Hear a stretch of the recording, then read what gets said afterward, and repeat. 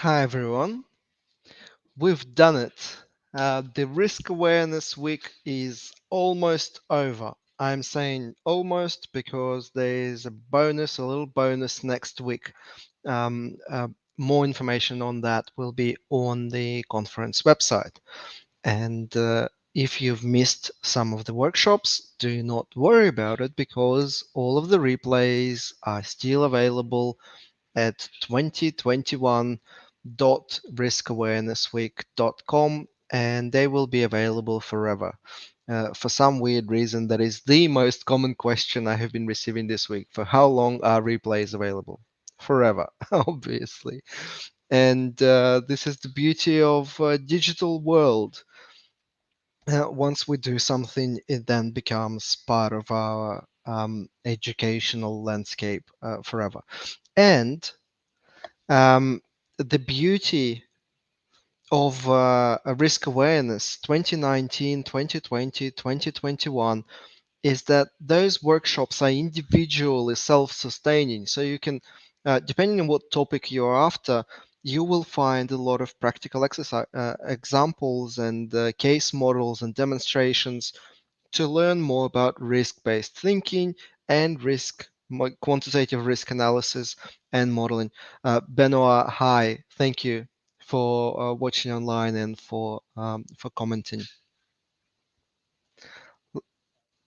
Let me quickly check on the questions.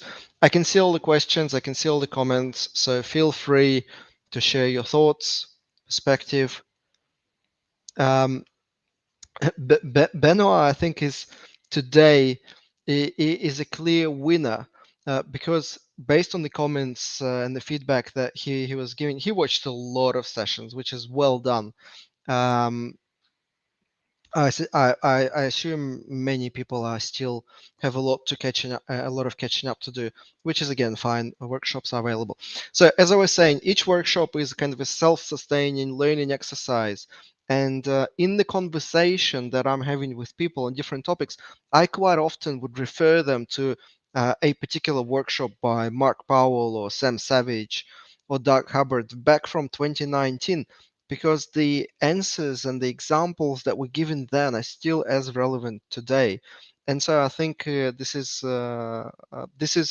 going to stay with us for a very long time.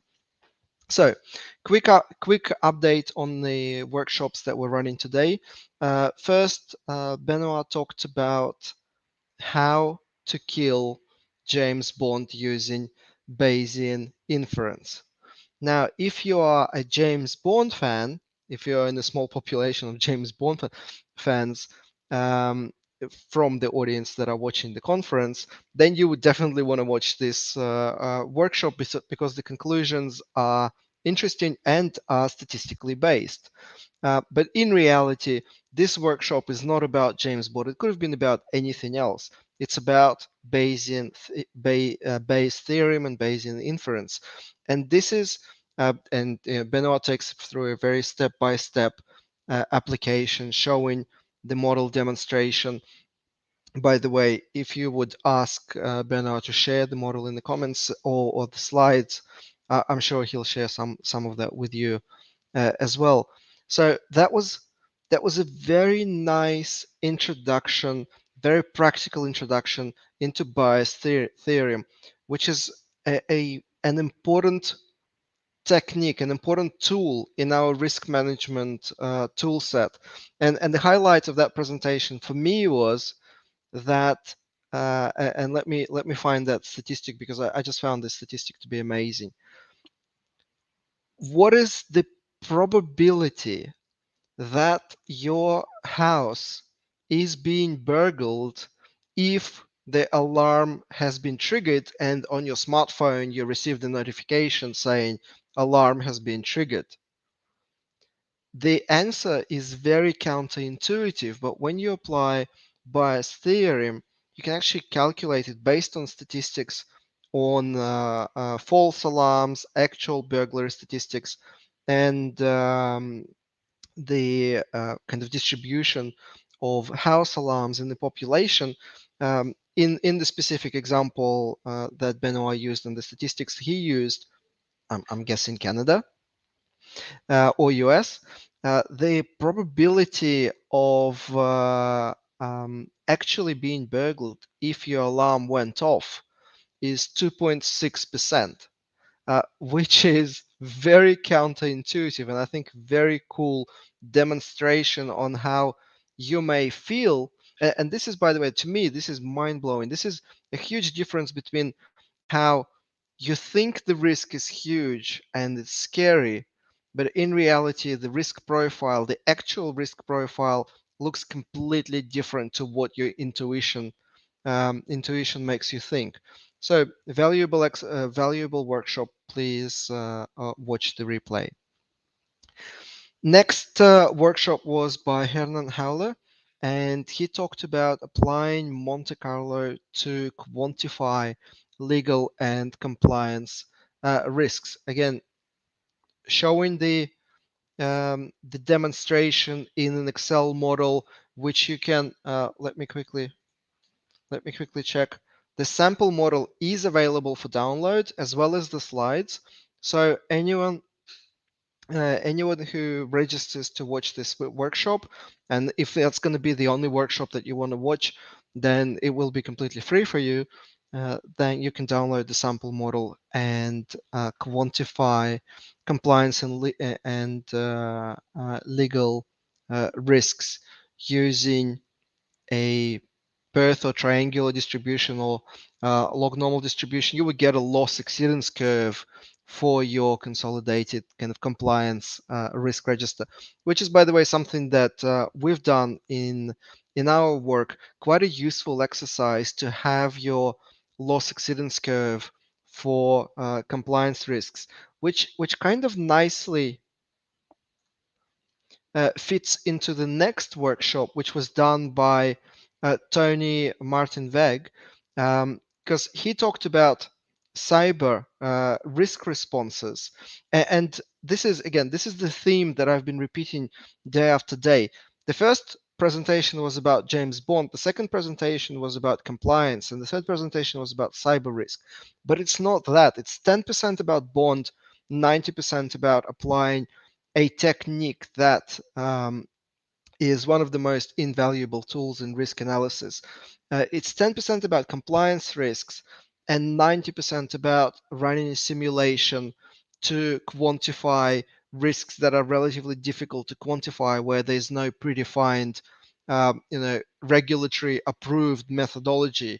And then the third session is 10% about cyber risk responses. But in reality, and this is why I think Tony's and Hernan's presentation are so connected, because basically what they're talking about is that to make important decisions about the risk, you first need to understand the risk profile. You need to build that loss exceedance curve.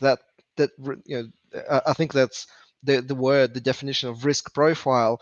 You need to build that distribution of potential losses for a risk to be able to start making judgments. Well, what is the what's your mean? How much do you need to reserve? What's your mean to 95 percentile? How much capital do you need to allocate? What sort of mitigations should you implement? Because not only you would understand how much budget you have to spend on mitigation, that's your expected losses. You also understand your unexpected losses. So depending on the methodology on how you calculate your budget for the mitigation is expected losses plus a portion of unexpected losses, depending on your confidence interval, probably 1/20th of your unexpected losses. That's your your budget, your maximum budget on the mitigation. And not only that is useful by itself. You finally don't have to guess, how much money should I spend on mitigating this risk that would make business sense. Not only that, you can then start testing different hypotheses on trying different mitigation techniques and seeing which mitigation technique, which action, which technological solution or which alternative provides the best reduction in the risk profile. Once you have the risk profile for whatever the decision or whatever the situation is, you can actually validate your choices against that distribution of losses, and you can see which one has the biggest effect, and whichever one has the biggest effect is kind of the worthwhile mitigation. So that quantitative risk that part of quantitative risk analysis takes a big part of takes all of this guesswork and gut feel out of the discussion. And Hernan, thank you for commenting. And sorry, let me just go in order. Benoit, quiet place in Canada. Um, and yes, actually, you know what, I was thinking that one of the best applications of bias theorem is about cancer diagnostics. I'm guessing you're referring to a book by Georg Gagarinza called Risk Savvy, where he gave pretty scary examples on where I don't remember the numbers. So if you remember the numbers, Benoit, please write them.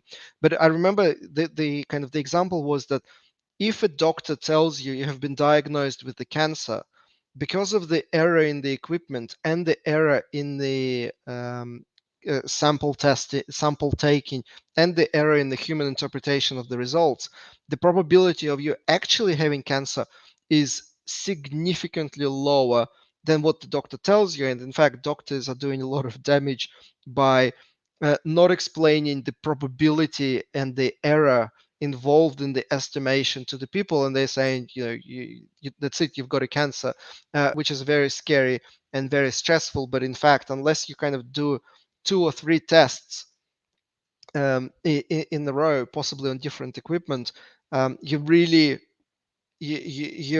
not far better off than just guessing. And that to me was just kind of a huge eye opener. And Hernan said, yes. Um, in the workshop presentation, in the actual workshop, in the URL that you can watch the broadcast, the model and the slides are available on the right where it says media. So you can download it off there. And I do agree, loss exceedance curves, basically risk profiles. I think that's a simpler name.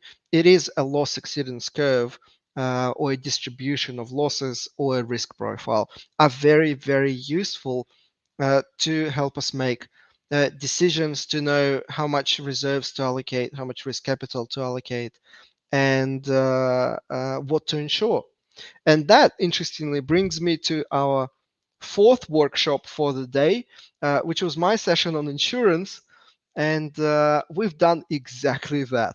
We've actually, before even talking to underwriters or even talking to the brokers, in fact, we've what's what's the English word for forbidden? We've forbidden brokers to speak to insurance markets before we calculate the risk profile for the line that we are placing. It's not for some lines like cargo insurance, it's much easier. For construction and property damage risk, it's a little bit more difficult. For product liability, it's a little bit easier. For D&O, it's much more difficult to calculate the risk profile. But nevertheless, before understanding the nature of the risk you're placing on the market, there shouldn't be any conversations with anyone, especially brokers. I think one of my biggest advice was in that session. By the way, watch it if you ever get involved in insurance. If you're working for a broker or an insurance company, please do not watch it. Whatever you do, never watch it. But one of the key messages I'm saying there is that basically, whatever you do, never listen to your broker. Like, literally do the opposite of what they're saying. Brokers are often uh, completely clueless about risk. They just do not understand the risk that they're placing in the market, and they're doing such a huge disservice to the companies that are just overpaying for insurance through the roof because they don't understand their risk profile. And one of the key highlights I said was that low deductibles are for people who are bad at math. Because if you're not bad at math, if you're good at math, you would understand that you're paying for low deductibles through increased premiums, and the way kind of insurance prices low deductibles most of the time, unless the insurance company completely mispriced the risk, which I've never seen in my life. That insurance companies are not dummies, and unless they've completely mispriced, you're actually better off retaining the low end, those expected losses on your P&L than transferring it to the insurance market because it's just more expensive. And again, all of this is calculatable. All of the decisions, how much it should be the deductible, what should be the limit, um, and and the fair premium. All of those things are calculatable long before you even start talking to the insurance markets. And so I hope if any of you are insurance buyers on the corporation side, you would find it valuable because we've ended up the title is said is called "How to Save 10 Million on Insurance Without Changing Limits or Deductibles." It's not a clickbait. I think we've saved closer to 11 million now, and without changing the quality of coverage, actually improving the wording and improving the quality of coverage most of the time. This just shows how ridiculously overpaying corporations are for the services of transferring risk, and how important it is to understand your own risk profile. And nobody except yourself will understand your risk profile for you because brokers are not motivated to do that. In fact, brokers want to place your risk as expensive as possible because they get a commission on the premium. So the next session was by Engui and Sam Savage, and again, this was a presentation about pandemic modeling and demand for care units, but it wasn't really, because what this presentation was about is taking data from external databases, publicly available sources, and pulling it into your models and resimulating continuously based on the best available information in the market. And I think this is the future of risk analysis, where we source a lot of our distributions, a lot of our inputs, not just through internal statistics, but also through this collective knowledge in the industry or country or the world, and we that way improve our risk analysis. We're actually kind of on the verge of similar decision in procurement, where we're making a choice between a provider that allows us to create our own risk analysis methodology for the third what's this risk management for supply chain risk management, one vendor which allows us to create our own methodology and use only and solely our own data for supply chain risk management, and then another vendor who not only proposes a risk methodology which they back tested, which is the first thing that we check. Whenever we talk to anyone, we're saying, "Where's your back test? Show us that your methodology is actually not full of rubbish."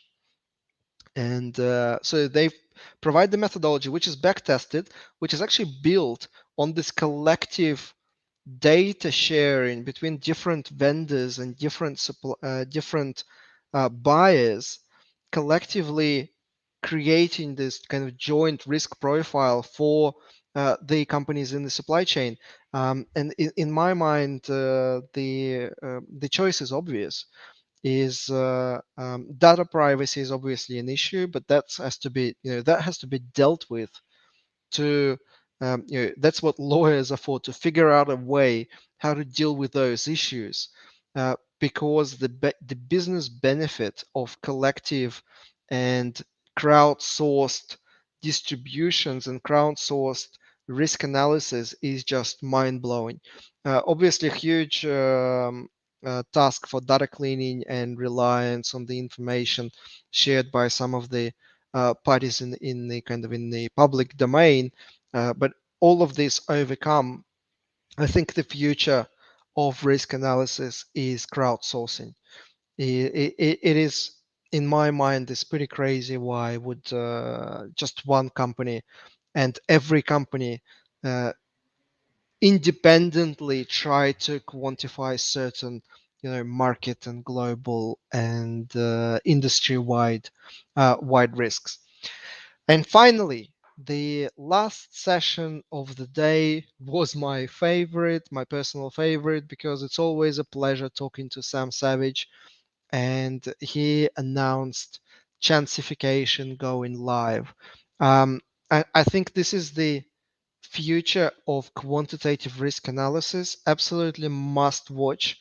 They found a way on not only how to standardize distributions, but also how to use Doug Hubbard's random number generator and Tom Keelan's metalogs to convert any kind of data series into a distribution and then store that distribution as a small piece of code that can be applied into any model on the planet, either Excel or R or Python, or even probably your mobile phone.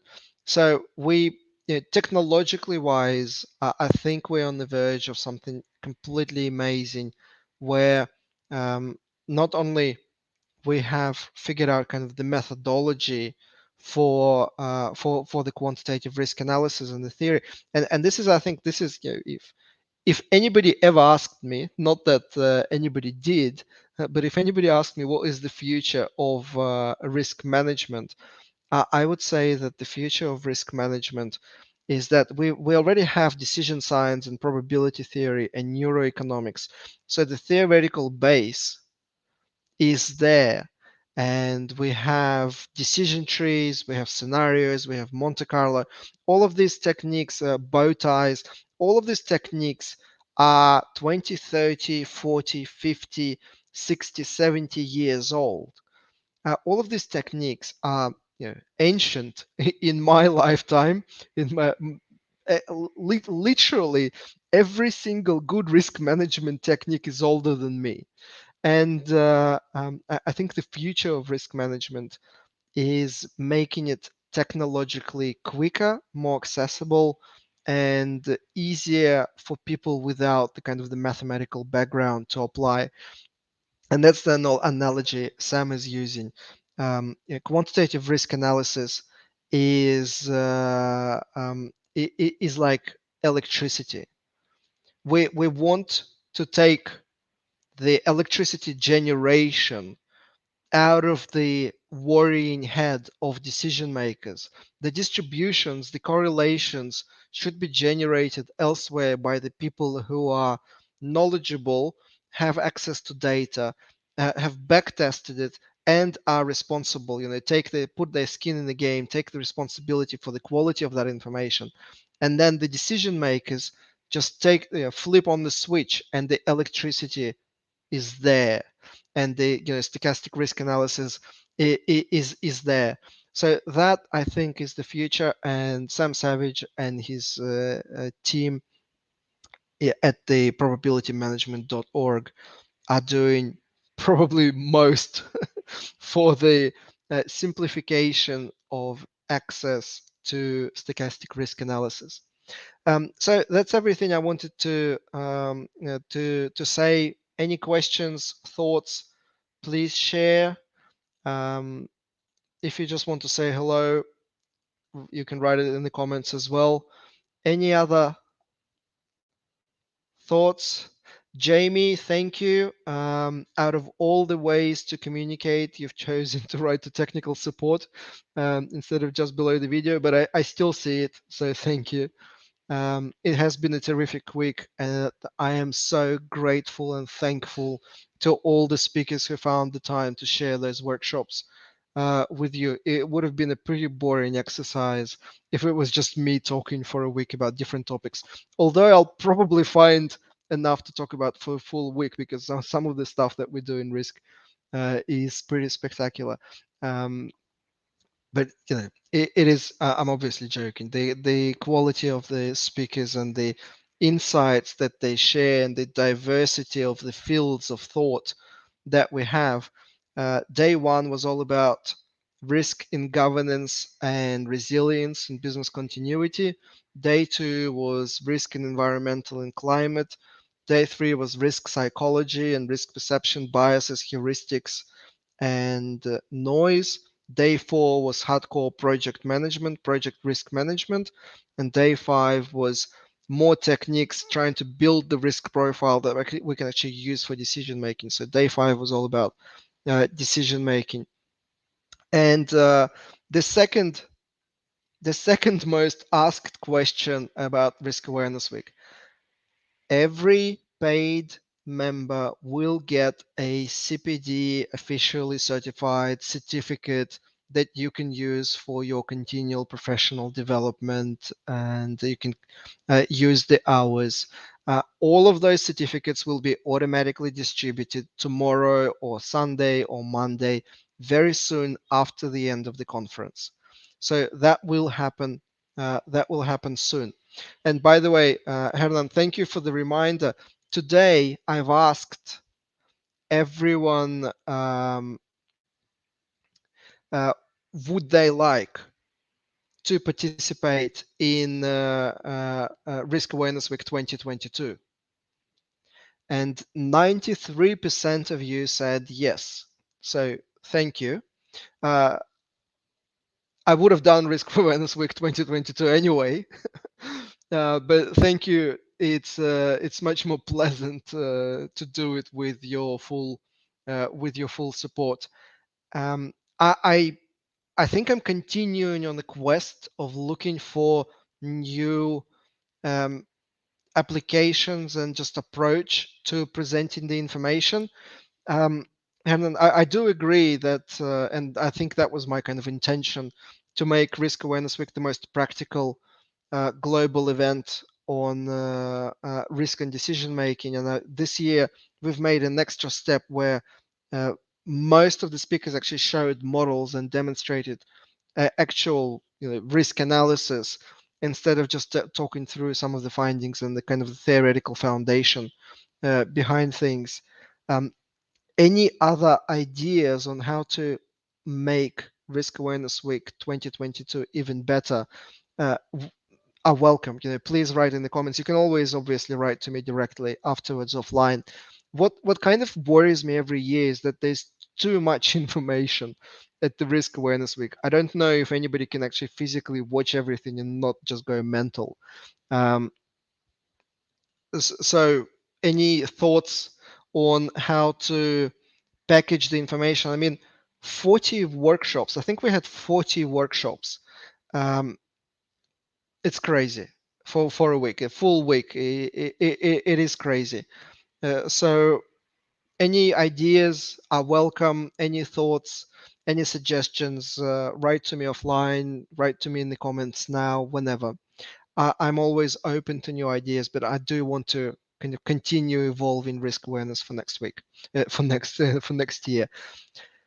Thank you, everyone. If there is no more questions, I will see you next week with a little bonus that you'll find out about soon enough. Um, and I'll see you at the Risk Awareness Week 2022. Now, what we'll also do is I'll probably choose the one workshop that was most liked from each day, and I'll just broadcast it to kind of to the full public on LinkedIn and YouTube. So make sure you follow Risk Awareness Week page on YouTube, sorry, on LinkedIn, and join the Risk Academy channel on YouTube to see that information in case you've missed some of the workshops. Other than that, huge thank you and I'll see you soon.